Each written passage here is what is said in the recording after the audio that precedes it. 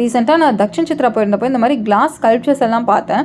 இது ரொம்ப யூனிக்கான கிளாஸ் மெட்டீரியலில் பண்ணியிருந்த மாதிரி இருந்தது. 3Dயில் இருந்தது. ரொம்ப கிறிஸ்டல் கிளியராக இருந்துச்சு.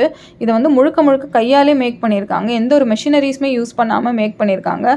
சாமியோட உருவம், அதுக்கப்புறம் மாட்டு வண்டி, ஆனிமல்ஸோட உருவம், இந்த மாதிரியான உருவங்கள்லாம் வந்து வச்சுருந்தாங்க. இதை கையாலே தயாரித்தவர் நமக்கு பக்கத்துலேயே டெமோ மாதிரி ஒன்று செஞ்சு காமிச்சிட்டு இருந்தார்.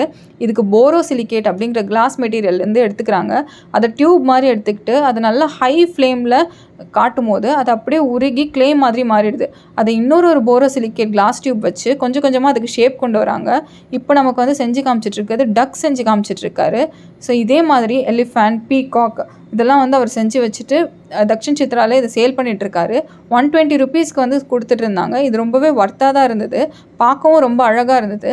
அண்ட் இந்த மாதிரி ஃபுட் அண்ட் ட்ராவல் ரிலேட்டட் வீடியோஸ்லாம் பார்க்குறதுக்கு உங்களோட யூடியூப் சேனலை சப்ஸ்கிரைப் பண்ணிக்கோங்க. இந்த வீடியோக்கும் ஒரு லைக் பண்ணிவிடுங்க.